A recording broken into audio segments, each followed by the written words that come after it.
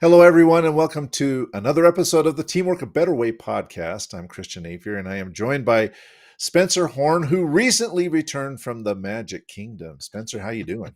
Magical. So, and a little sore. Well, we'll have a conversation about all that, but we've got a magical guest joining us today, Spencer, and I'm super excited to introduce her and bring her on. Recently had the honor of having a conversation with Lysa Morrison. She has such an extensive background and experience in helping people realize their potential, and she is joining us today to share her extensive knowledge and expertise on how to improve team performance. Let's just go through some of the credentials here, right? Okay, associate senior lecturer at Newcastle University Business School, MBA, recently completed a Harvard Business School qualification in entrepreneurship. And I got to read this stuff because I couldn't memorize it all, Lysa. It's Well, so she long. doesn't need that. She's a real life entrepreneur. She'll talk to y'all. We could ask her She about is that. accredited NLP master practitioner and trainer, ILM accredited professional coach, EMCC master coach and mentor, proud TEDx speaker, and about to embark on a PhD exploring the relationship of self identity and performance. So, wow, we are so honored to have you, Lysa. Thank you so much for joining us today.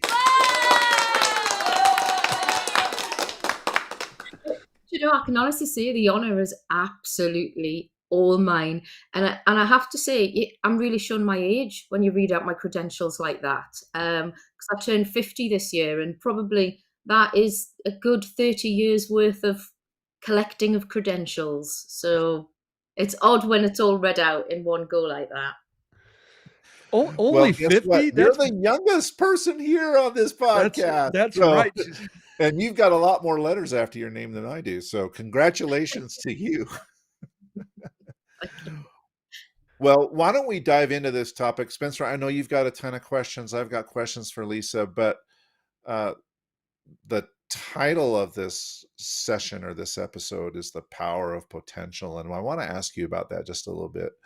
Uh, what is this about potential and the power of potential, and what is your main focus in that particular area? Um, to be honest, I could go off in so many different directions here. So please, guys, I need you to rein me in. I'm a typical Brit who likes to talk a lot. So I'm going to need you to keep me reined in on this subject. Because what is so fascinating about the power of potential is that we've all got a superpower that we don't even know that we have. And it's all living inside of us. And it's all about our identity. It's about how we see ourselves in comparison to everybody else, and how those views of ourselves actually impact on our potential. And when I work with businesses, how that impacts ultimately on performance. So when we realize that we've got this superpower, and we realize that we either use it as a superpower or it's actually our kryptonite, then the minute we get control of that, it's a game changer. It changes everything. That's why I'm so passionate about it.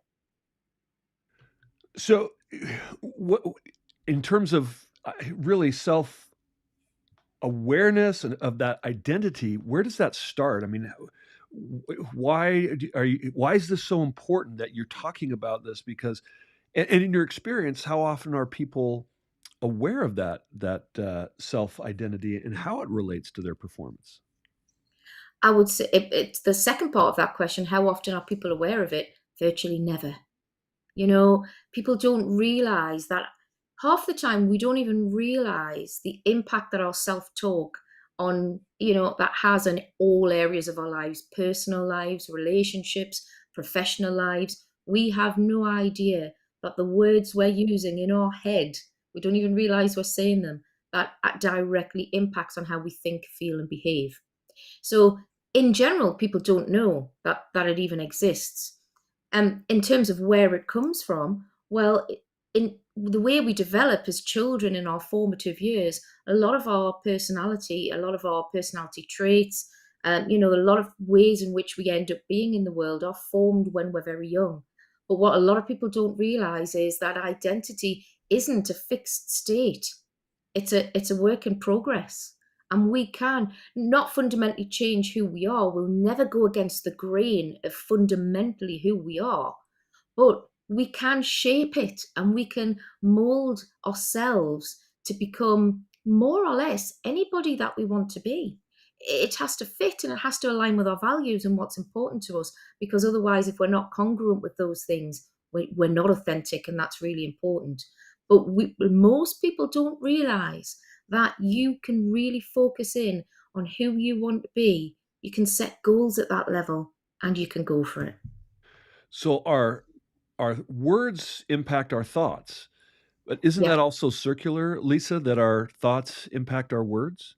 And Oh, yeah. which is first? And so and where do you start to to strengthen that cycle or break that cycle, I imagine?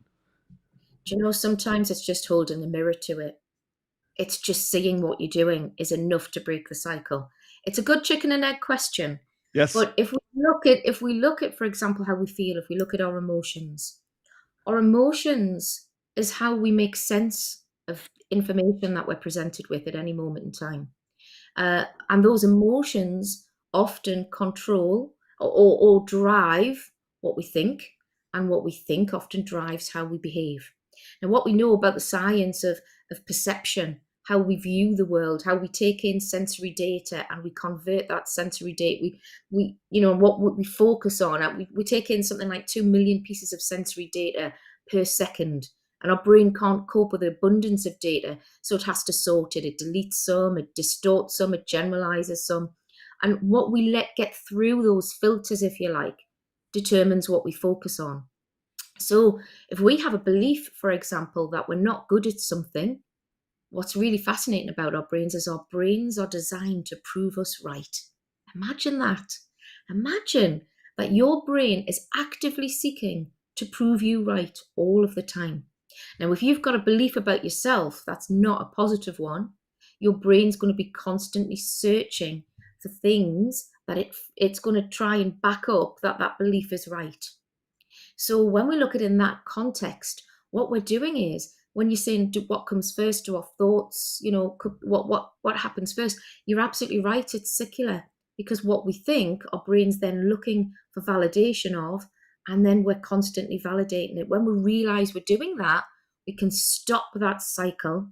We can choose to think something different, and then it is remarkable how we notice other things that go against that original belief, and then that belief system can change. When what you believe changes, what you think changes, how you feel changes, and it is really so much more simple than people realize. But we've got to catch ourselves doing it. We've got to see ourselves in that mirror, if you like, to realize that's what's going on. So I just sorry, Christian, I just have to share. I just caught myself experiencing this the other day when I rented a car. Lisa said our brains delete, distort, simplify information, and we're doing that all the time. And the reticular activated system, it's kind of like the Google of our brains, although it makes Google look like you're typing with a stone chisel. It's that fast. It's literally sending messages in or deleting them or preventing them. So I rented this van. It was a terrible experience because it had this nanny control on it, Christian and Lisa. I couldn't go past 85 miles an hour without the governor kicking in. That's brilliant for a rental car system. But here's what happened. I got this van that was this really pretty color of gray. I know that sounds interesting. It was this kind of a blue gray. It's very popular. And all of a sudden, I started seeing that color everywhere, Yeah. everywhere in the parking lot. I was like, where did all these gray cars come from? I don't think I've ever noticed that many before, but because the car I was driving had that, I now all of a sudden saw it everywhere, and it just appeared. That's an example of how our brains all of a sudden let information in that I didn't notice before. I mean, that Yeah. just happened this weekend, and I'm like, oh, that's what that is, because I know what you're talking about. I'm like, that just happened to me. Yeah, that's exactly. Now imagine what we're not talking about great cars. No. Imagine we're talking about the fact that you believe, I don't know, that you'll never get a wife. I know you've got a wife. I've met your wife, Spencer, so I'm not certainly not suggesting that that's true. But Oh, yeah, imagine if you we need to talk about that. We met in Cyprus we with did. our wives. That was We did. Um, but imagine you believe you'll never get that job, or imagine if you believe you're not worthy of something. that Imagine if you promotion, that whatever raise. it might be, absolutely. And imagine, well, that's what we call a self-limiting belief.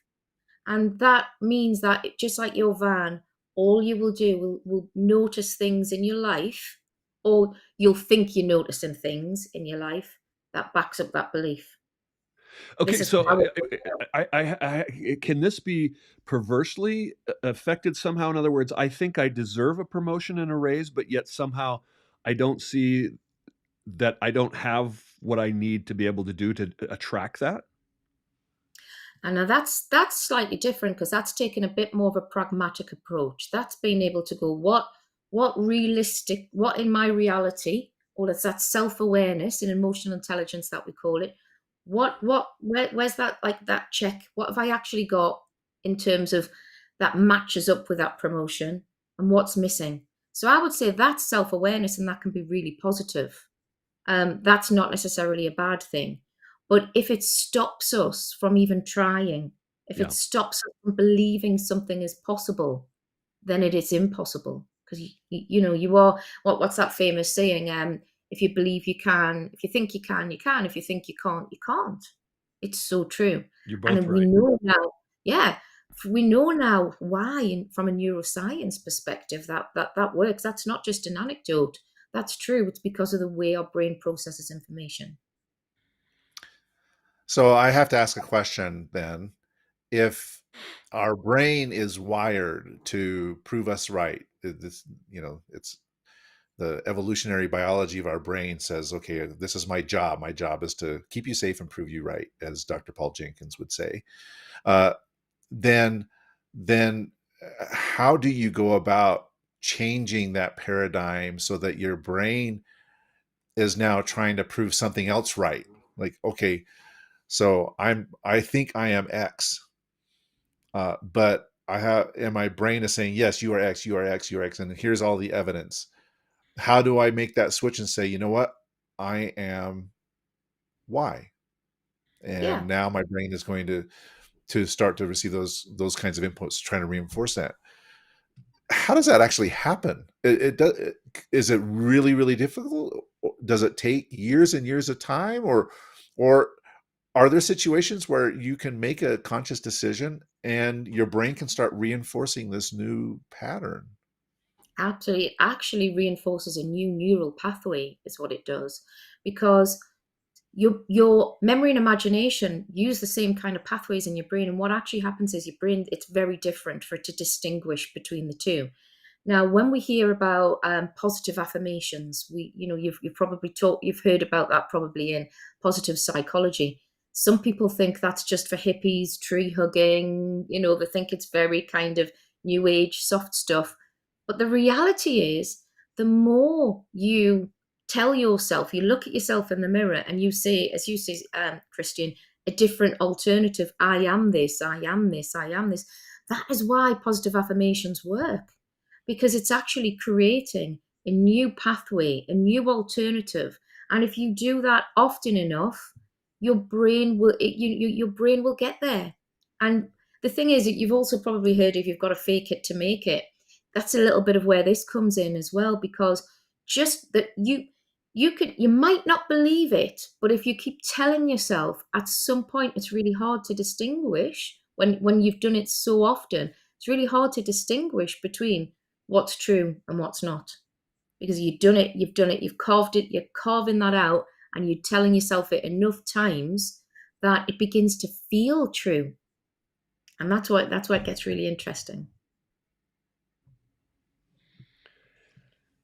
So, talk to us about this idea of the superpower. How do we begin to unlock the superpower and move us in the direction that is just it improves our self fulfillment, our you talk about productivity, you talk about how teams perform, just the success that we want to have. Give us what is your What's the formula that our listeners, as they are listening, say, "Hey, I want to unlock my superpower. Where do I start?" There's a million different places once again we could stop, because it also depends on why. What is it you wanting to achieve? Um, you may have you heard of Timothy Galway? He's got a book called what's the book called? The Inner Game of Work. And one of the things I love about Galway's work is he says that performance it's like an equation. Performance is potential minus interference. So we're talking about two things here. We are talking about internal self interference or self talk, the kind of things we've just been talking about, or fears or self doubt, the kind of interference we put in our own way.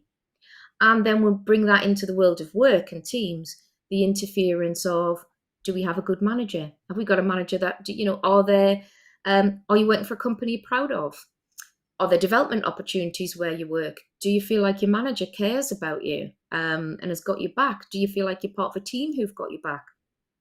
These are all different types of interference that gets in the way of you unlocking your potential. So I would always say where to start. Work out, what is that interference? Is it you, or is it something external that you can maybe do something about differently? But for most of us, that interference starts with us. It starts with what we believe is possible, what we believe about the world, what we believe we can achieve, what we believe we can do. But you've got to know what you want to do. And that's another really interesting part of this puzzle, because so many people know everything that they don't want out of life. They're not so sure about what they do want out of life. And so I sometimes coach really, chief execs of big companies, and they'll come to me because they just feel like they're stagnating, or they're lost, or they don't feel like they're performing as well as they used to be. And often the first question I'll ask them is, okay, well, what do you want to have happen?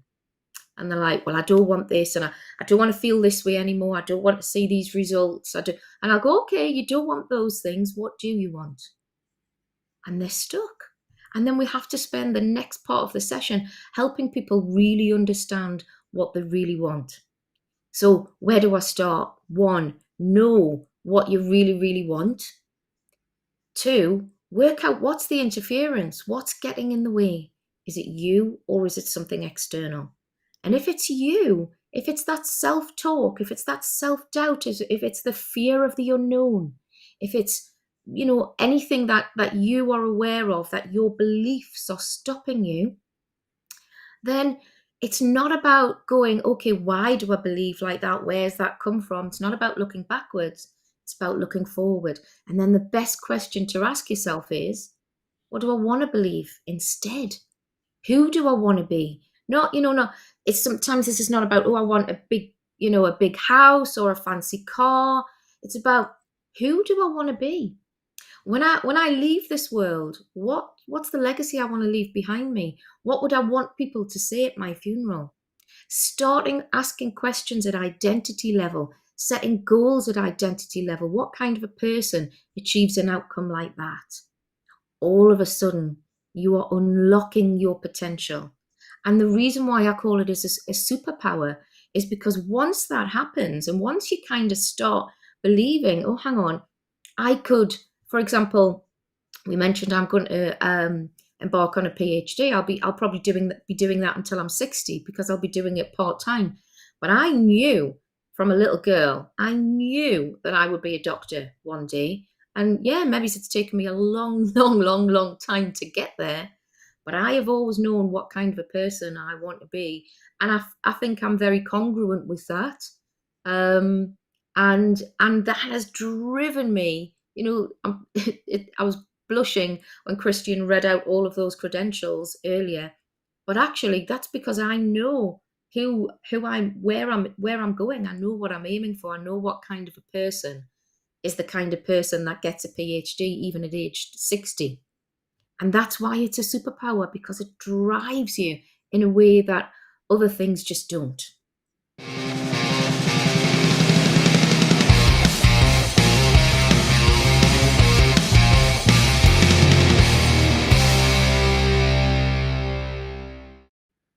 So, Lisa, just great stuff. I just came back from Disneyland, as Christian pointed out, and one of the rides that we went on, one of the very first rides, was Alice in Wonderland.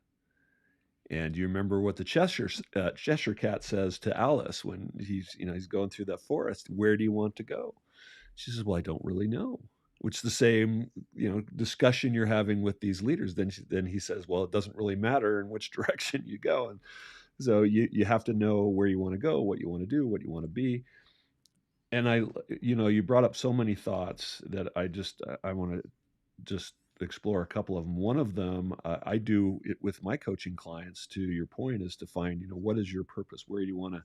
How do you want to be remembered? Is to do that end of life experience. What do you want to say on your gravestone? What do you want people to have said about you? To envision that end of life experience is something that I think gets people focused on what they want to be remembered for. And sometimes I think we just go about life and we don't take the time to think about those things. That's why it's interesting to me that so many business leaders are confused about, what do I want to become? Where do I want to go? Yeah, so true. And you can even do that at an organization. So I work with a lot of founders and startup organizations as well as big, multinational established organizations. And I'll say, okay, tell me, describe to me what kind of a company is this? And they tell me what they do and how they do it. And I'm really curious about who you are as a company. And that's another one that really plays with that, blows people's mind. They're like, well, I don't know who we are as a company, but and I'll really push, what's the identity of your company? So we can look at big companies like Apple, and it's very close to branding, if you like. So companies have identities. We talk quite often about values when it comes to organizations. But when you start to explore what's the personality of your company, the minute people start kind of almost metaphorically talking about the company as a person, can be transformative to strategy. So this stuff about identity has massive implications, not just to us as individuals and business leaders, but in terms of how we think of our firms, our teams, our organizations. We can talk about them as identities, and it unlocks so much rich, creative information that you can use and really take forward. So Lisa, what if our identity as a team is dysfunction? You talk about removing interference. Well, we started with removing the interference of in our minds. Great. So let's say I've got that under control, and then I'm part of a team that's creating interference for my productivity. If I work with an organization called Team Coaching International, and for decades, over 3 decades, they've been assessing teams worldwide and found that less than 12% of teams are high performing. So that means that's a lot of teams out there that are not performing, and there's a lot of interference. So what do I do if I'm stuck on a team like that? Because that seems like there's not a lot of teams for me to go to that are high performing to unleash my potential. Am I stuck? I would say no. I think it starts with open and honest conversations, Yeah. because, and I hope I'm not going to bore you now with models and No, I love things it. like That's why I'm that. asking you. Oh, great, great. So the model that immediately comes to mind that everybody knows is the Lencioni model, five dysfunctions of a team. There are a number of models, but once again, it's back to that. You need to work out where the interference is. What's causing the dysfunction. And a lot of times, that very first level, for example, on Lencioni, is all about trust. It's about being able to be open and honest, be vulnerable to one another, to know that each other, that you've got each other's back. That is such a fundamental starting point when it comes to teams. And to be honest with you, what we know as well is that it's one of the key areas. When that is not in place, all of the other things to do with high performing teams, they're built on that very core basis of trust, and that knowing that you've got each other's back and you can be open and honest with each other.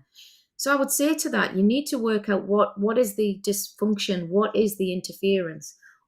Often there is more than one. So it's what's the root cause of it.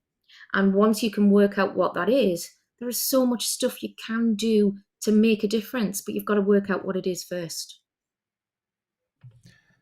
All right, I gotta kind of follow on that and things that you said here earlier because I find this fascinating.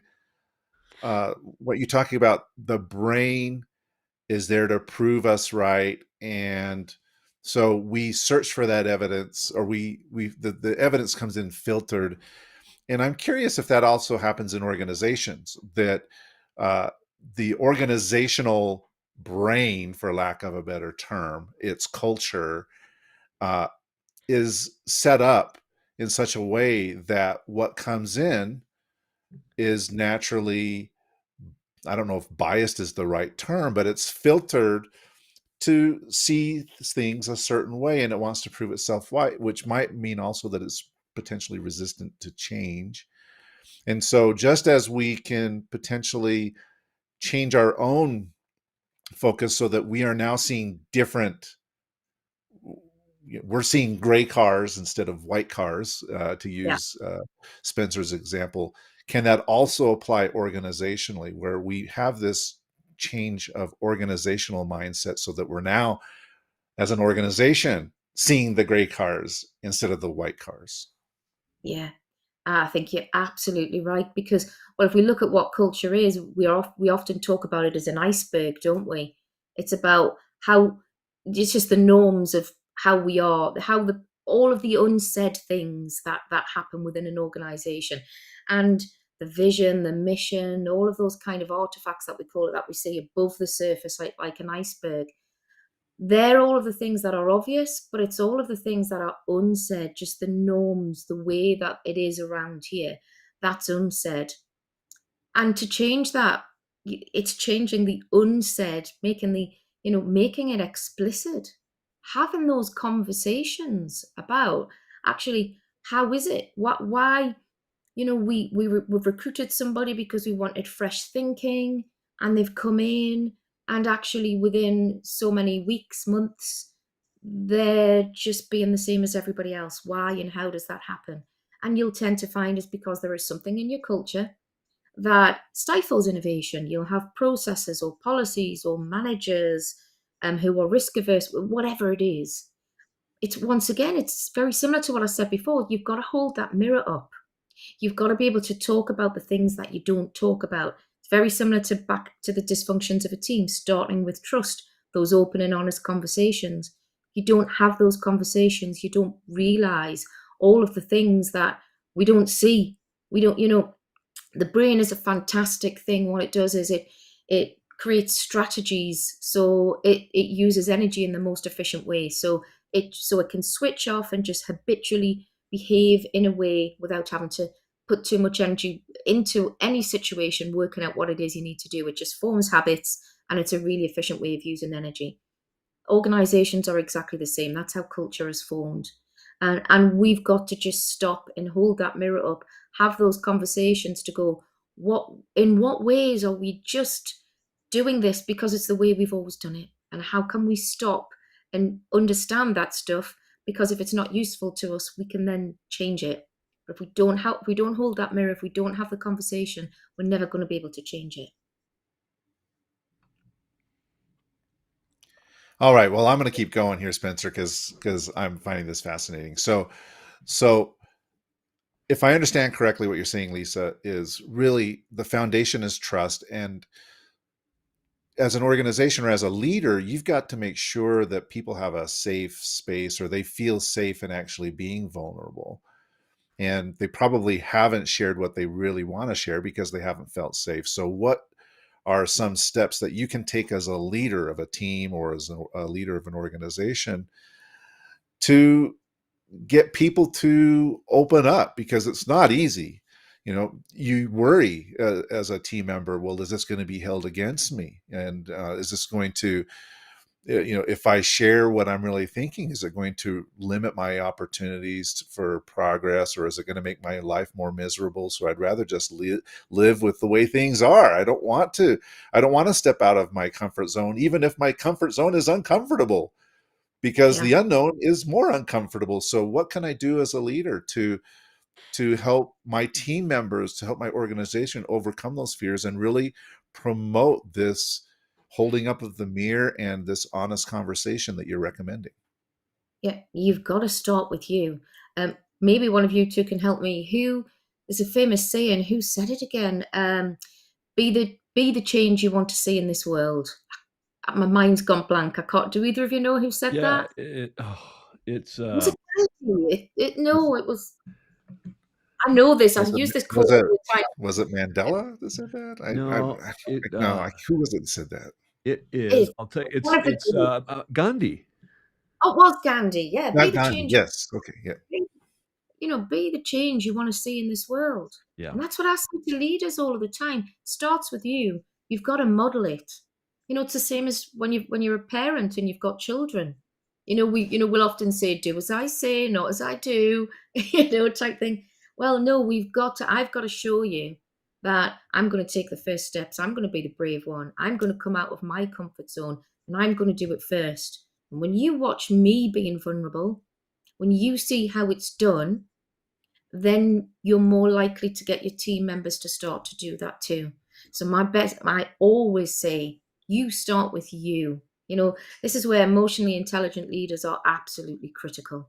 Managers, who you hire as managers and leaders, it's one of the most important decisions that a company can make, because your managers have the biggest impact on the people around them, the biggest impact on stress, retention, performance, motivation. People don't leave companies, they leave teams, they leave people, they leave ultimately, often, bad managers. So if you want, that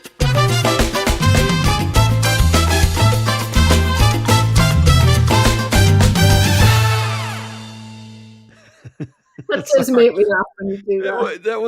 That was they do leave bad managers. That was just that was a mic drop moment. But so, but I guess then my point, though, Spencer, is you can't expect others to do what you're not doing yourself. It must start with you. yeah, true. Yeah, but that's still I'm still perplexed at why then so few teams are high performing. Yes, we have been talking about emotional intelligence for over 30 years.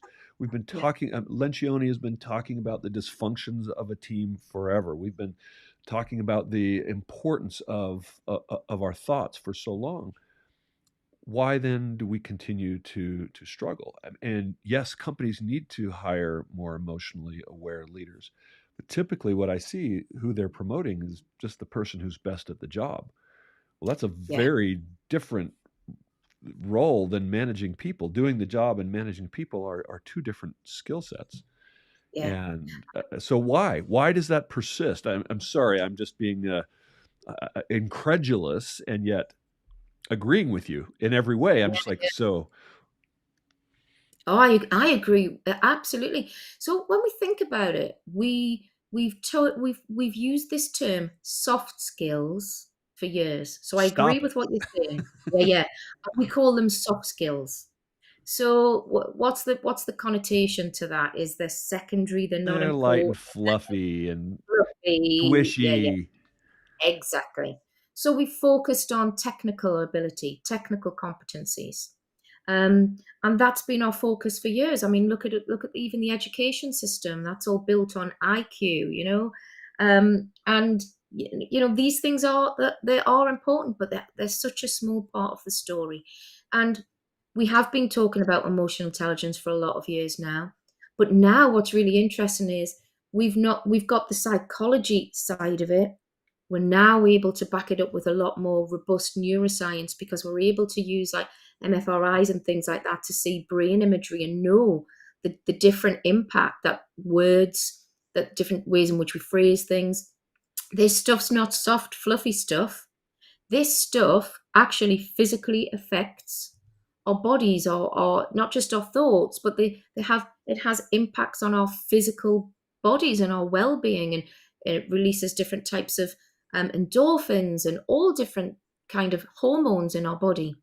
So what we know is, in the world of work, where we focused in on these technical skills because we've given these fluffy skills not much importance, we have much more robust science that says, hang on a minute, this so-called soft, fluffy stuff actually underpins quite often your ability to be able to use the fantastic technical skills you have in a range of contexts, getting the best out of yourselves and getting the best out of your others, getting the best out of others.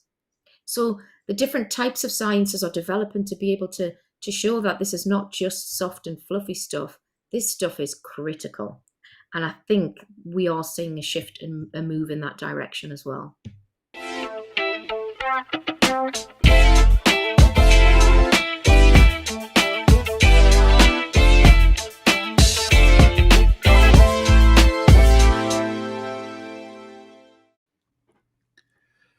So, Lisa, I'm wondering if you can kind of share some anecdotal evidence or just stories from what you have seen, the work that you've done with individuals or organizations, how it's been able to change themselves, how they've been able to change themselves, uh, without divulging confidential information, of course, but examples that you have in your own experience of seeing people making these changes, whether it's individuals or teams. Yeah. I guess, okay, let me start. Let me start with a years ago I used to work in the homelessness sector for young people. And this stuff, when we're so yes, we're talking about in the world of work, and it's really important for all of us as leaders, and these things, of course, they're absolutely critical. But this stuff is so powerful; it can be absolutely game changing for people. It's one of the reasons why I say it's a bit like having a superpower. This stuff's either your kryptonite or it's your superpower. And it was really interesting. I do remember this one time working with a young woman. I mean, we worked at the time with people aged 16 to 21. I think she just had I think she was, I can't remember exactly how old she was. She wasn't 21 yet. And I think she'd had her third child removed. Um, and, there had been lots of interventions, lots of way. I mean, she'd had an absolutely awful upbringing. She'd been brought up in care. She'd suffered an awful lot of abuse as a child. And we know how these, quite often how, these things end up repeating themselves. And, this was just a young woman who'd had a really, really difficult time. And she was just stuck in not knowing, this cycle of, poverty and putting herself in really risky situations. Social workers had worked with her. There'd been so many different interventions to try and help this young woman break out of this cycle of behavior that she was in. And we did a piece of work there, and this is just an example. This is, this I do this type of work with in all different settings, where actually what we uncovered underneath when we asked a series of questions about what was important to her and how would she describe herself as a person, what we ascertained is she had such a negative self-image of herself. Her identity was it was I remember thinking, in that line of work, as I say, this is years ago, you hear the most awful stories. You kind of They still move you, but you're still able to just have normal conversations. My goodness, on this occasion, me and a colleague, we just couldn't stop the tears from falling because it was the ways in which she viewed herself. And it wasn't self-deprecating, she wasn't trying to do that. This was real. She really believed she was a bad mother. Her kids were better off without. It was absolutely awful. And so we asked her to flip it. And she was like, well, I can't because I'm not that person. And I'm like, okay, but let's just imagine we're playing a game. Let's just imagine. I want you to think about what kind of what is it that you want to have happen. And she says, I know I can't have my children, but I just want to be able to have better relationships. So she did have some access to the youngest one. I just want to be able to be there for her, and I want to be able I don't want her to go through the same life as I did. And like I say, the social workers, they'd been trying years to affect these kind of changes in her. What we often do is we put the intervention in at behavior level. We try and get people to change their behaviors. But at the end of the day, what's driving those behaviors is what we think about ourselves at what we call identity level. So we got her to come up with a whole load of different. So for I said to her, so what kind of a person is it? The kind of person who is able to see their daughter on a regular basis and be a really good role model. And she couldn't see it for herself, but she said, that's a kind of person who, it's the kind of person who would take care of themselves. It's the kind of person who wouldn't hang around with people who were a bad influence. It's the kind of person who was healthy and didn't drink alcohol. And we just wrote all these down. And we were able to get her to go, okay, so instead of setting some goals of, um, cut down on your alcohol or try and go to college or whatever it might be, we said, right, your goal is to be the kind of person who takes care of themselves. What does that look like? And she ended up creating this plan. She just, once we'd started, she just rolled on her own, coming up with all of these things. And you just seen it. She changed there and then in that moment. I don't mean like she changed all her behaviors. I mean, you could see her spirits lift. You could see hope. You could see possibility where before there was none. There was no belief she could be any different to the way that she thinks she always was. And the minute she had this alternative, this different view of herself and the belief that that was possible, the change in how she felt and the driver to want to change completely changed, because for the first time in her short life, albeit for the first time, she believed it was possible to be somebody that she always thought she wasn't. Now, when you see, like, yes, I've done work like that with CEOs, and that's the one that sticks probably most in my mind, because that young woman actually did. She still had various troubles in her life, but she actually did she was able to maintain that relationship with the child on a fairly regular basis. Whereas at that point, it was debatable whether or not the social services were going to even cut that off. So this stuff, that's why it's a superpower. It's why it's your kryptonite. Because it was those very self-identity, that the way of seeing herself, that was driving those negative behaviors. And the way, the minute she was able to see herself as different, that's when it became a superpower. That's all she focused on. Becoming the person that she wanted to be, rather than, working at behavior level. It changed everything for her. And that's a story that sticks with me, and it probably always will. Well, thank you so much for sharing that. That is such a perfect story for this concept, and it is really about unlocking the potential of this individual. It's about unlocking my potential, your potential, how we think and how we show up on teams, removing really those interferences is the word that you used, to our own success, and getting out of our own way, getting out of our team's way, to and also you talked about taking that same creation of identity for ourselves and applying that to organizations and teams, and the same Yeah. principles can be applied there. So great stuff, Lysa. Just really, really appreciate that. Actually, Spencer, for me, there's another point within this, is when we work with managers, how often do managers believe that their team members can or can't do something? All the What's the time. And Yeah, so and when I'm talking to them, it's like, can you fix this person? And Lisa, I always start with, well, what about you? As part of the problem, that you're part of the problem. yeah, And it has to start with the leader. Are there problems with your direct reports? Absolutely. But a lot of the times you're creating them.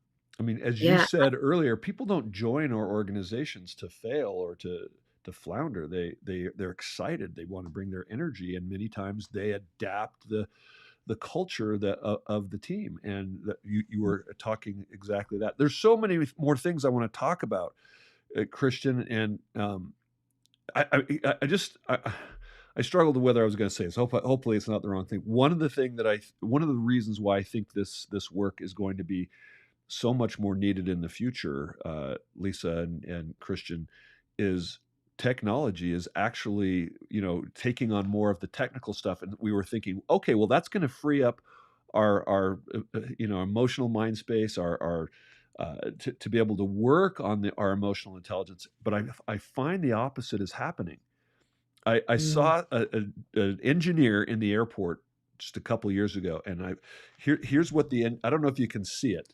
Um, Here's what the T-shirt said. Yes, I love that. It says, for those who are listening, engineer, I try to make things idiot proof, but I keep making better idiots.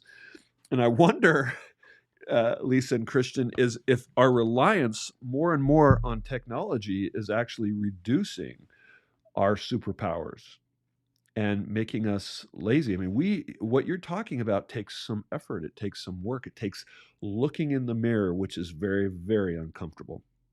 And Mhm. so Yeah, hopefully we are taking the time to work on us and work with somebody like you that can really help people get past their own self-limiting beliefs. Anyway, yeah.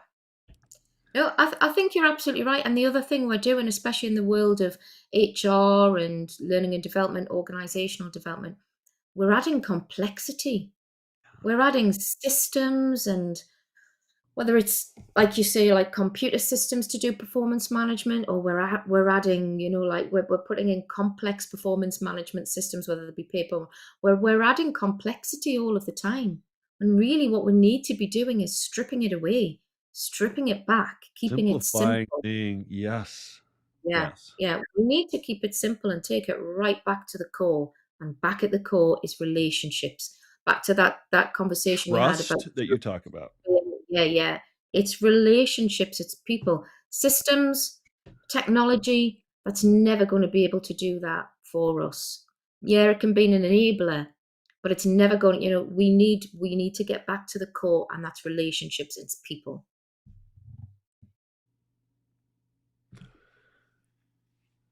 Oh, Sorry, we've lost Christian, we you. can't hear you. Is that me? Did I do that? No, I'm talking, so I can't hear you, Christian. Sorry. It's my fault. There. I put myself on mute because there was some background noise and I didn't want that to interfere with things. And so I muted myself. So I'm sorry. Here I am. What an amateur. Okay. Well, shoot, Lysa, it's been a fantastic 45 minutes of conversation with you today. We could go for hours. I'm finding this just unbelievable. I've learned so much in our brief time. But if people want to learn more about what you can do to help them reach their potential and remove these self-limiting beliefs and realize their superpower, what's the best way for them to reach out and connect with you? I mean, by all means, email me, but connect with me on LinkedIn, and just fire away some questions. We're talking about keeping it simple and removing complexity.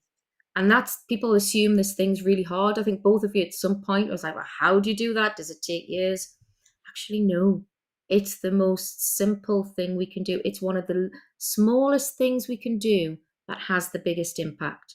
So if anybody's got any questions and they want to ask me, please just fire me a message. You'll be surprised how simple this stuff is, but how life changing it can be. Oh my gosh, Christian, I gotta say, Lysa actually spoke with a friend, or a mutual friend of ours, to help her with a situation that she'd been dealing with for years, and just was able to help her get out of and solve the problem. I don't want to say what it was because I don't want anybody to know who it is, but it's a dear friend who's just a wonderful, wonderful person. And you did that in very quick order. When all three of us got to speak on the stage in Cyprus, though, you, Christian, were virtual. Don't you remember, Lysa? The entire audience was mesmerized for his I 20-minute said that to speech. Christian. Yeah, it was silence. That's right. You could hear a pin drop because they were hanging on Christian's every word. It was Every amazing. word. But I tell you, Lysa is such a brilliant speaker. She reached out to me, and just to make sure we were providing the best experience for our hosts and meeting planners, And one of the things I did in doing research on Lysa before I really knew her is went and watched her TEDx talk, and she was like, "Oh, that." She actually was in the audience of a TEDx presentation, and one of the speakers didn't show up, and they totally cold called her and said, "Hey, can you come up on the stage and present?" Christian, I don't know, I don't think I could do that. And she got up, and I watched this TED talk, and it was absolutely brilliant. Well, I think Wow. you send the money in the post for your kind words, Spencer. But yeah, Yeah, it was really great. So grateful to have you. Sorry, oh, Christian, I it's just wanted to slobber a little bit more.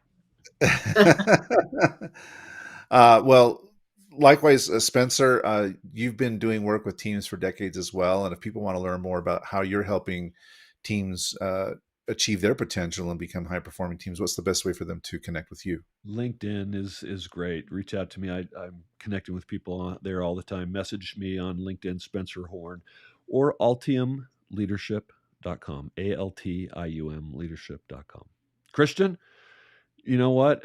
Sorry for hogging so much of the time today, but Christian is as we said, somebody that when he starts to talk, people listen. How can they listen to you more and get a hold of you? Well, I don't talk a lot, but I am grateful and welcome to speak, an opportunity to speak with anyone. If you got any questions, please feel free to reach out to me at Christian Napier on LinkedIn. Just look up Christian Napier, you'll find me there, and that's probably the easiest way.